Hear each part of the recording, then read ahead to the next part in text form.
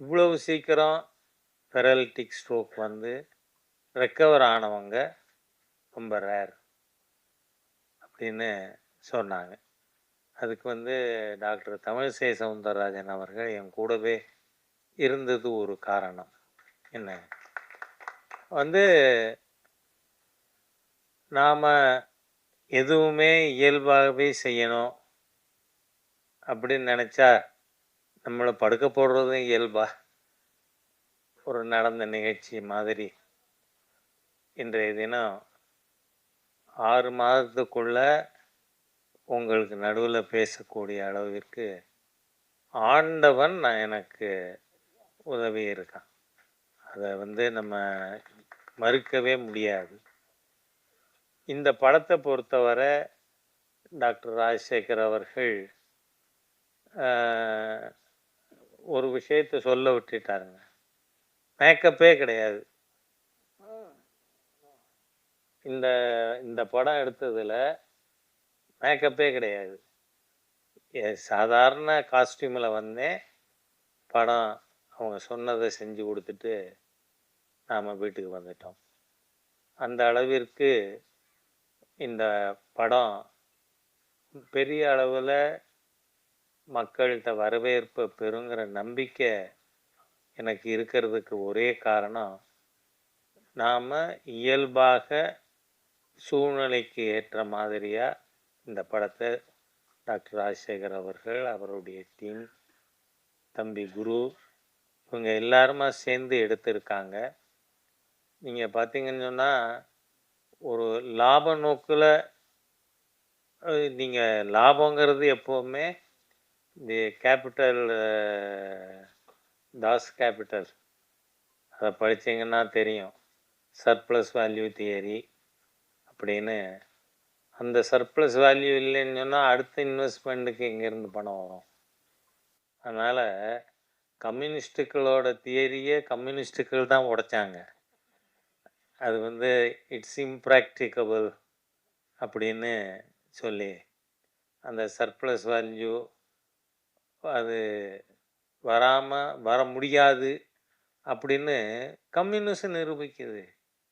அந்த மாதிரியாக நம்ம நாட்டில் பல்வேறு சம்பவங்கள் நமக்கு ஒரு பாடமாக அமைஞ்சிருக்கு. அதில் இந்த கதை வந்தது கொரோனா சமயத்தில். அந்த சமயத்தில் மக்களுக்கு அந்த ஒர்க்கோட வேல்யூ என்ன அப்படின்னு புரிய வைக்கணும். நீங்கள் பார்த்தீங்கன்னா இந்த படத்தில் ஒரு காட்சி வரும்.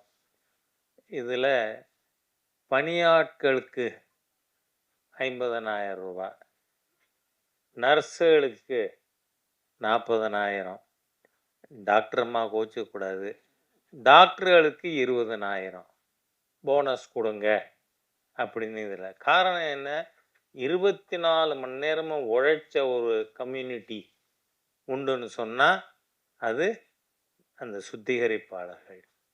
அவங்க வந்து அன்னைக்கு ஒரு நாள் ஸ்ட்ரைக் இருந்திருந்தா கூட நாம் நாரி போயிருப்போம். அந்த மாதிரியாக இந்த மருத்துவத்துறையின் மூலமாக மக்களுக்கு எப்படி போய் அடைய முடியும் என்பதையும், அதில் ஊழல் செய்கிறவனை ஆட்சியே போனாலும் ஊழல் செய்கிறவனுக்கு எதிராக நடவடிக்கை எடுக்கணும் அப்படிங்கிற தீம் மக்கள்கிட்ட சென்றடைவதற்காக எடுக்கப்பட்ட படம். நிச்சயமாக எனக்கு நல்ல நம்பிக்கை இருக்குது. வர்ற வெற்றி விழா நடக்கும் பொழுது நான் ஓடிப்போய் மைக்கில் நின்று பேசுகின்ற அளவிற்கு நிச்சயமாக இருக்கும் என்கின்ற என்னோட நம்பிக்கையும் தெரிவித்து, இந்த படம் வெற்றி பெறணும். அதை மக்கள் அனைவரும் ஏன்னா இன்னைக்கு 3வதுன்னா சூப்பர் ஸ்டார் ரஜினிகாந்த் அவர்கள் என்னை பார்க்க வந்தார். அப்போ வாங்க எப்படி இருக்கீங்க அப்படின்னு கேட்டேனா. என்னங்க நீங்கள் எப்படி இருக்கீங்கன்னு பார்க்கறதுக்கு நான் வந்திருக்கேன், என்ன எப்படி இருக்கீங்கன்னு நீங்கள் கேட்குறீங்களேன்னு டாக்டர்ஸ் வேர் சர்ப்ரைஸ்டு. பெரலிட்டிக் ஸ்ட்ரோக் வந்தவர், அவர் வாங்கன்னு வரவேற்கிறார் அப்படின்னா அந்த அளவிற்கு ஆண்டவன் அருளோடு இருக்கான் அப்படிங்கிறத நாம் மறுக்கவே முடியாது. எனவே இந்த விஷயத்தில் படம் மிகப்பெரிய வெற்றியாக ஓடும். அந்த ஓடுறத ராஜா ஓடி போய் பார்ப்பான். அந்த அளவுக்கு சூழ்நிலை இருக்கும், உங்களுடைய ஆசி இருக்கும் அப்படிங்கிறத தெரிவித்து வார்த்தைகளை நிறைவு செய்கிறேன். வணக்கம்.